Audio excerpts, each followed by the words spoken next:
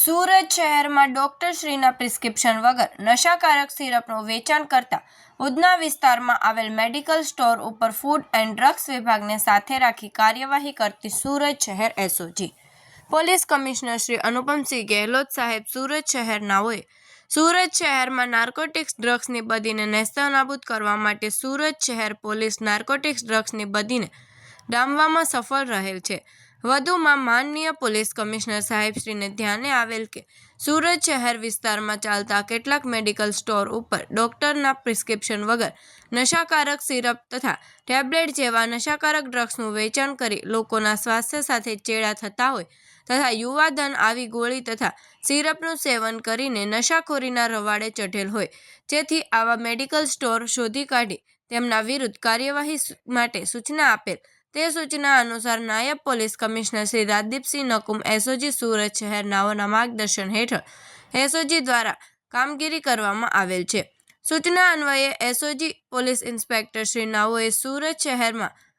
આવી નશા માટે ઉપયોગમાં લેવાતી ટેબ્લેટ અથવા સિરપ વેચાણ કરતા હોય તેવા મેડિકલ સ્ટોર્સ ઉપર વોચ રાખી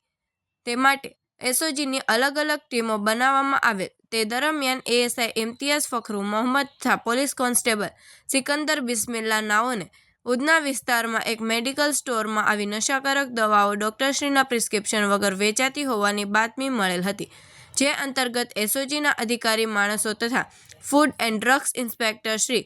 એસડી સાવલિયા સાહેબ નાઓને સાથે રાખીને ઉધના અમન સોસાયટી દુકાન નંબર 2 સુરત ખાતે આવેલ રાધે મેડિકલ નામના મેડિકલ સ્ટોર ઉપર ટ્રેપ ગોઠવી ડમી ગ્રાહકને મોકલતા મેડિકલ સ્ટોરના સંચાલક શ્રી અમનકુમાર અરવિંદ પ્રસાદ શાહને કોઈપણ જાતના ડોક્ટરના પ્રિસ્ક્રિપ્શન વગર નશાયુક્ત દવા ડ્રગ્સનું વેચાણ પોતાના મેડિકલ સ્ટોર ઉપરથી કરેલ, જેથી ઉપરોક્ત ટીમ દ્વારા તેના મેડિકલ સ્ટોર ઉપર ટ્રેપ ગોઠવી રેડ કરી નશો કરવા માટે ઉપયોગમાં લેવાતી પ્રિસ્ક્રિપ્શન વગર વેચાણ કરતી